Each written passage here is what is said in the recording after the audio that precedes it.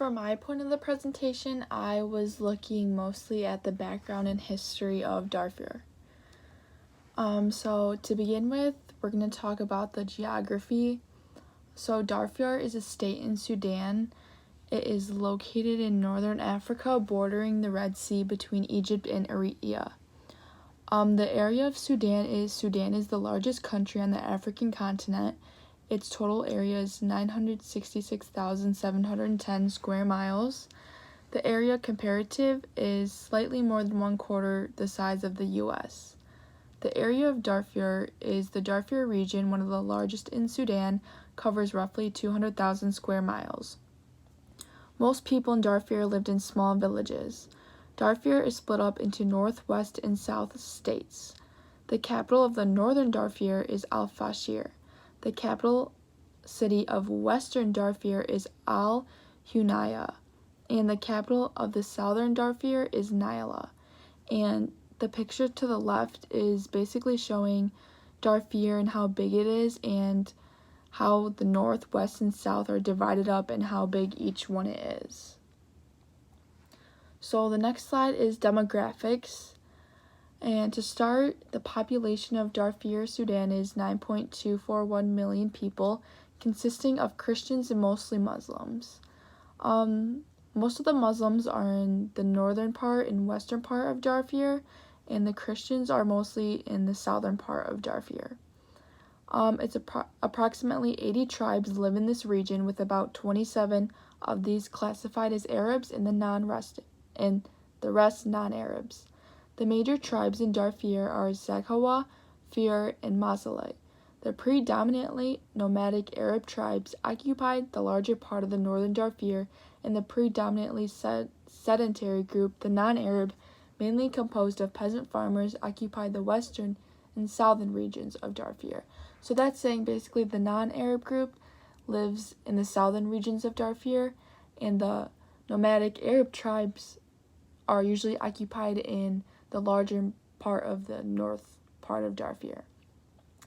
And a little bit about the government is, following a deadly civil war and the still ongoing genocide in Darfur, Sudan was widely recognized as a totalitarian state where all effective political power was held by President Omar al-Bashir and the National Congress Party, also known as NCP.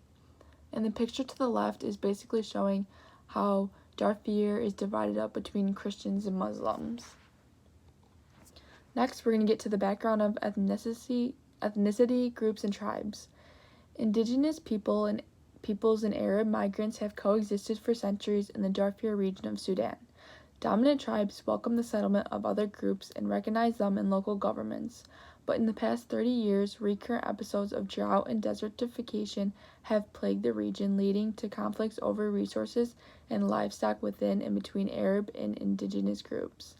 In February 2003, the Sudan Liberation Army and the Justice and Equality Movement rebel groups were formed by members of the Fur, Sakhawa, and Masalit to demand reparation of the marginalization of Darfur and denounce the government's failure to protect the indigenous people from Arab nomad raiders.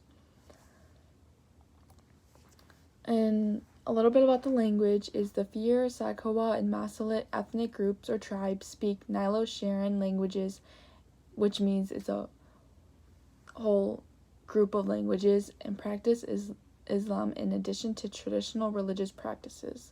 The Fur are the largest ethnic group in Darfur with a population of 744,000 people.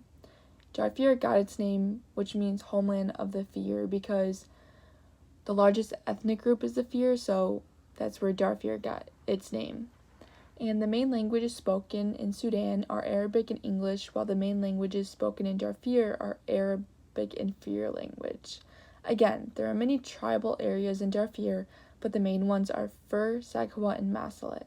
And the picture to the left is showing all the different tribal areas that there are in Darfur, but the main ones are Fur, Sakhawa, and Masalit, and those are the biggest areas.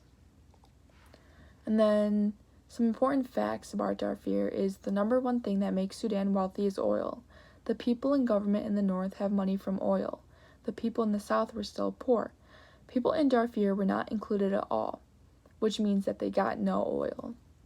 This led to the civil war between North and South Sudan. After the civil war, the country split the profit from the oil, but Darfur was still not included from the profits. This then led Darfur to declare war on the government in northern Sudan. So basically, Darfur was left out of the oil, so they didn't have any money at all. And then North, South, and West Darfur were the poorest in Sudan. The poverty in the three states is at 93%. Darfur is currently one of the most dangerous places on the planet. It has 14,000 aid workers, the world's largest humanitarian operation. And lastly, very racial, based against government and people. And then here are my sources.